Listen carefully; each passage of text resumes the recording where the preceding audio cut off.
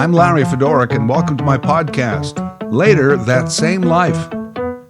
In this series, I hope to explore life as we knew it, as well as life as we know it. This week, I thought I'd ponder pondering. Season 1, Chapter 8, The Philosopher. If A equals B and B equals C, does A equal C? Yes. Yes, it does. That is correct. That was one of the first things I learned in post-secondary education. First year university, one of my philosophy classes. Logic. The equation just shared is known as a syllogism, a conclusion drawn from two accepted premises. I was learning so much. It's often difficult to appreciate the moment you're in. We tend to get perspective long after the fact. But even as I sat there in class, I was in awe of the fact that 2 short years earlier, I was a small-town prairie boy trying to figure out how to score beer on a weekend. And now I was a city kid going to university, sitting in a big classroom discussing the great philosophers throughout history. What happened? How did I get here? Yes, my parents did move to Saskatoon during my high school years.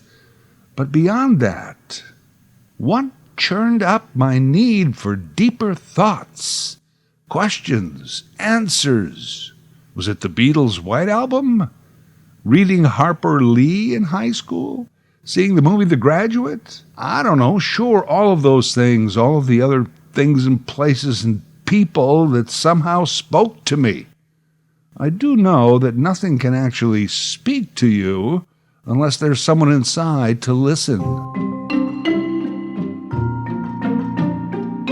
I'm at the University of Saskatchewan in a Bachelor of Arts program, and my first year classes are sociology, psychology, 5 philosophy classes, and geology. Geology, what? Well, yeah, I remember that all the kids in the BA program had to pass at least one science class somewhere during the tenure. And most of us tried to knock that off in the first year. Geology 101 was quite popular, rumored to be an easy A. And it was the only class I had that was in a huge auditorium with like 200 students, almost none of them budding geologists. As mentioned in my previous podcast episodes, I had also signed up to volunteer at the campus FM station, and I loved that. But at least in the early days of college education, I was going to class, and I had my nose in the books. The philosophy classes were Philosophy 101, Advanced Philosophy, second semester, Philosophy of Religion, Philosophy of Art or Aesthetics, and Logic. Man, what career was that setting me up for? Yeah, let's check the want ads for that gig. Indeed.com, yeah, philosophers wanted one man to ramble incoherently on a park bench. Okay, good. Yes, I'm qualified. I actually have some experience. Oh, here's one. Debate panel moderator. And looking to fill this position, dull party guest. Okay, that's about it for the philosophy major jobs. Jay Leno used to do a joke about taking a bunch of philosophy classes. I can't find it, so I'll have to do it from memory. But he used to say, yeah, I took a bunch of philosophy classes, and maybe after college I can open up a philosophy shop. People come in. Life is a hamburger. That'll be $5, please. Yeah, just basically pissing away a student loan, I think, but it seemed important to me. And I was meeting a lot of interesting people. 2 of my philosophy classes were taken through the University of Saskatchewan's St. Thomas More College, a Catholic college. We were Catholic. Mom made me. Their philosophy professor was one Father Joseph McCurdy, who insisted that his students call him not Father or Professor, but Joe. Father Joe, as I settled on, was a short, round presence of a man, thinning hair on top, but the rest of his graying auburn mane grew down to his shoulders. and often he wore it in a ponytail. He had a thick, bushy beard, and he smoked a pipe and could be seen some days on campus wearing the standard Catholic priest issue, Hawaiian shirt, jeans, and sandals. He'd be lying on the grass talking to the other students. Rumor had it that Father Joe flew his own airplane, that he was actually a millionaire with homes all over the world, that he had smoked grass and dropped acid, that he liked to go to nude beaches, that he once played bass for Fairport Convention. None of these things were true, but it was always amazing how stories just seemed to grow around him. He was famous around campus, and not just among the Catholics. Father Joe taught philosophy of religion and philosophy 101. As I pointed out to him one day, there's no way a priest could teach logic because many of the tenets of the Catholic Church are illogical. Instead of sending me to confession for blaspheming, he took to me. We had great discussions about faith versus logic and how the two were not necessarily incompatible. How you could have faith, but it had to be logical. In my other philosophy classes, we'd have these great discussions. If a tree falls in the forest type of thing. If you paint a picture and lock it away in a dark closet and no one ever sees it, is it art? Yes, it is. The tree makes a sound, even though no one is around to hear it, and the picture is art. Things can exist on their own, not needing the perceptions of humankind. Humans cannot possibly be so egotistical as to believe that nothing can exist without one of our five senses acknowledging them. By the way, there was Aristotle. He believed we had 11 senses, not 5, 11. Others argued we had as many as 18. Tell you something else Aristotle said. A is A. Truth is truth. Truth is not whatever you want it to be. One philosophy professor told us about another professor who on the final exam, the question worth 100% of your final grade was simply, why? That was the entire exam. One page, one word. Why? Students wrote for pages and pages. He failed them, except for one student who wrote, why not? He got an A+. Apparently, if you wrote because, he gave you a B+. Everyone else? Fail. Far out, man. Sometimes my dad would ask me, well, what did you learn in school today? I gave him the same answer I gave in high school. I don't know. You don't know? Why don't you know? Well, why not? I loved my philosophy classes, and I loved volunteering at the FM station. That's where I spent most of my campus time. Philosophy and FM. Philosophy and FM. I went to fewer and fewer psychology classes, dropped geology altogether. I'll do that another year. The only reason I kept going to sociology classes was this girl with the greenest eyes I had ever seen. I would try and sit near her and talk to her just to be able to look at those eyes. She dropped out, so I stopped going. I remember my sociology final. I did go to that. 5 questions based on textbooks I hadn't really opened and classroom instruction that I had missed.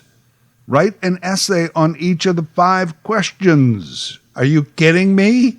I could write 40 pages on the girl with the green eyes, but I'd never heard of any of this stuff. It's like the questions were written in a language I didn't understand. So instead, true story, somewhat inspired by the why not legend, I wrote for 2.5 hours on why final exams were bullshit. Speaking of BS, I don't know where I got it from, but it just flowed. I wrote and wrote. When the marks came out, sociology, Larry got a 79, a B+, 1 point short of an A. University policy stated that if your mark was within a couple of points of another grade that would be on your permanent record, you could appeal.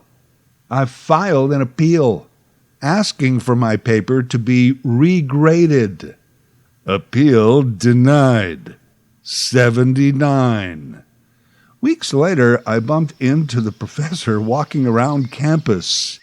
He was like, you're the one. You gave me 20 pages of BS. I gave you a B+, and you appealed for an A? You want an A? How about I rip you a new one? I mean, he was kind of laughing during the whole thing, but I was like, yeah, okay, gotcha. If you've been listening to my podcast, you know how my attempt at being a philosopher and an academic turned out. I ended up spending most of my time at the FM station, going to classes less and less, not finding any other professors willing to give me a B+ for going off on a tangent. The overall campus experience actually led to a decent career in media. But over the years, I've often joked, me and Jay Leno, about all those philosophy classes and how useless they were. Of course, they weren't useless at all. Quite the contrary. But it's only been fairly recently that I've come to understand their importance.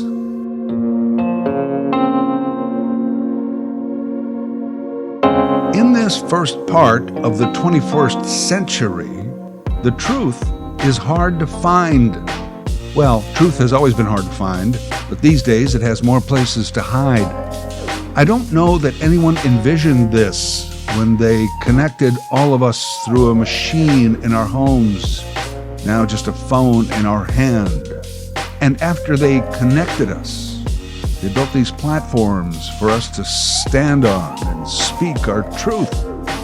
Now we're overwhelmed, shell-shocked, dazed and confused. It's too much. It's no wonder we get to a point and we just shut down. What if we were all connected? Yeah, sounded like a great idea at the time, and it was, until we were. My comparison for this has always been the atomic bomb. Scientists all over the world were involved in various stages, splitting the neutrons within uranium, nuclear fission, reaction chains, and so on. Then came the big project, the Manhattan Project. The choice to head it up was one J. Robert Oppenheimer, theoretical physicist and professor of physics at U of C Berkeley. Work on the bomb was no longer theoretical. Oppenheimer called it the destroyer of worlds. After the first test, Oppenheimer said, "We waited until the blast had passed, walked out of the shelter, and then it was entirely solemn. We knew the world would never be the same. A few people laughed, a few people cried, most people were silent." I remembered the line from the Hindu scripture, the Bhagavad Gita. Now I am become death, the destroyer of worlds. I suppose we all thought that, one way or another. The point of this analogy is that they knew what they had. They knew what they were working on. And for 100 reasons, they knew they would not stop. The world could never agree to uninvent this power, to leave it aside, forget what we know. The human race cannot do that. It's impossible. Even when we realize we've invented a way to destroy ourselves, we still build it. Oppenheimer was right. The world would never be the same. And a majority of this planet has grown up under this threat. a threat that shrinks and grows depending on the brinkmanship of our day. The doomsday clock is adjusted accordingly and symbolically. So did the men and women who began to envision all of us being connected realize what they were building? I think not. So they never even stopped and pondered the consequences. More precisely, I don't think they even understood what they had. This connection, the destroyer of worlds. They built and built the connections, the platforms. They refined them. And here it is for us. A way to stay in touch, a way to say hello, or to get likes, to go viral, to become famous. To them, it's a database for profit, a way to algorithm us into a stream of purchases. Buy this, vote for that, and listen to this truth. Well, here's the truth. It's on sale at Amazon. Aristotle had a very simple algorithm, remember? A equals A. What happened to that? And where is it? It's not gone, it's just lost or hiding among the platforms and the connections. X-Files, the truth is out there. Dragnet, just the facts, ma'am. Is the truth out there? It is. I want to believe it is. A very popular phrase today when searching for the truth is, hey, connect the dots. Correct, I guess. But I think many people forgot how to play that game. You connect the dots in order until you get your very angular-looking pony. I think a lot of people today connect all the dots to all of the other dots. No wonder they can't get a clear picture of anything. Again, connections. Connect only the dots that need to be connected to other dots. What all of these philosophy classes gave me was a skill set to search for the truth. Sometimes it's called critical thinking. Turns out those classes were not a waste of time. Critical thinking allows you to get past the slogans, the agendas, and the falsehoods. There's no way to uninvent the internet, Facebook, Twitter, etc. But the high tech, the data for profit, that is this century's A-bomb. And unless we all become critical thinkers, believers of the truth, believers that truth exists, and not just your truth, but the truth, then we're going to be adjusting our doomsday clock. And we got to get on this because the next new thing is probably being worked on somewhere. And I don't mean a fresher smelling Tide Pod or a better Swiffer. Although they're probably working on those things too. I know. What can I do? I am just one person. Well, you keep searching. You don't stop. You don't give up. Keep searching for the truth. That's what I'm going to do. I'll let you know if I find anything. Later That Same Life is a weekly podcast series written, voiced, and produced by Larry Fedoruk. A new episode every Thursday. LarryFedoruk37@gmail.com.